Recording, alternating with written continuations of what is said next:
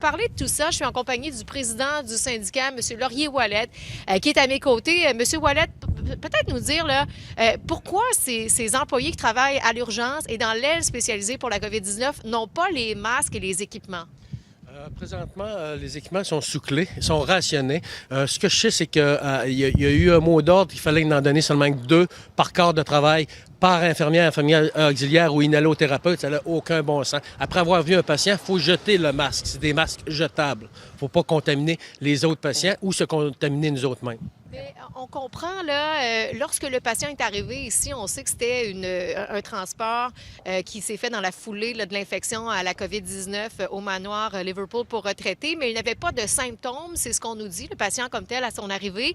Et on indique également qu'on suit les directives du ministère, là, on suit les directives du premier ministre Legault ici, c'est ce que la direction de l'hôpital nous dit. Pour nous, nos professionnels en soins ne sont pas protégés à l'heure actuelle. Vous ne savez pas si, à l'heure actuelle, je suis atteint du COVID. Personne ne sait. Quand quelqu'un se présente à l'urgence, il faut qu'il porte des masques, il faut qu'il y ait la protection nécessaire, il faut que les uniformes soient lavés. C'est ce qu'on demande depuis 10 jours et l'employeur, présentement, ne le fait pas, malgré que le premier ministre dit qu'on a la protection nécessaire. Pour nous, c'est faux dans Chaudière-Appalaches. Qu'est-ce qui va arriver avec la vingtaine d'employés qui ont été retirés d'urgence? Ils sont retournés à la maison. J'imagine qu'il y en a qui doivent être inquiets. Je pense qu'il y avait une femme enceinte aussi parmi les... Totalement. Ce personnel-là va être chez eux pendant 14 jours, au travers de leur famille, inquiète de contaminer leur famille. Ils ne savent pas s'ils l'ont ou ils ne l'ont pas.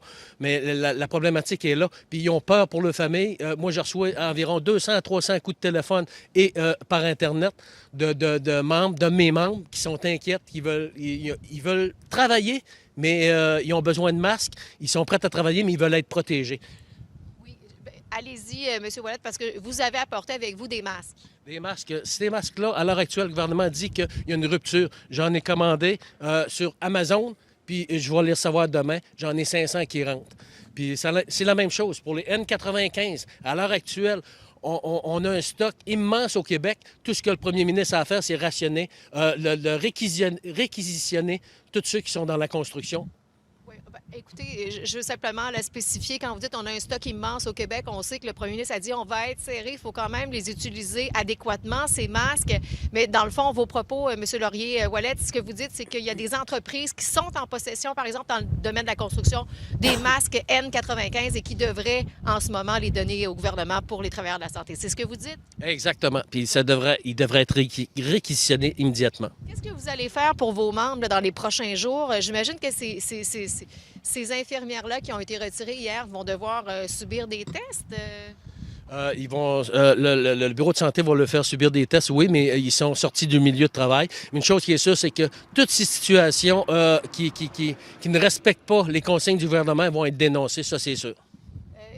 Mais vous nous le disiez tout à l'heure en pré-entrevue, c'est important de souligner que ces travailleurs de la santé veulent rester en poste. Ce qu'elles demandent tout simplement, ce sont des conditions sécuritaires. C'est bien ce que vous dites. Elles veulent travailler. Là, Totalement. Tout ce qu'elles demandent, c'est de la protection. Des infirmières auxiliaires et inhalo intubés ne soignent pas. Bon, alors voilà. Vous venez d'entendre Laurier-Ouellet, le président du syndicat des infirmières de l'Hôtel-Dieu de Lévis, devant lequel on se trouve présentement, Pierre-Olivier et Lisa-Marie. Et au cours des prochaines minutes, on devrait avoir une entrevue avec la direction de l'hôpital pour pouvoir comprendre. Et bon, je le disais tout à l'heure, la direction dit qu'elle respecte les règles du gouvernement.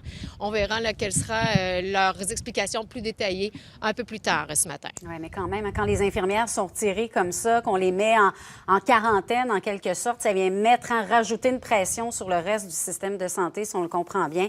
Merci beaucoup pour les détails, Julie. À plus tard. Au revoir.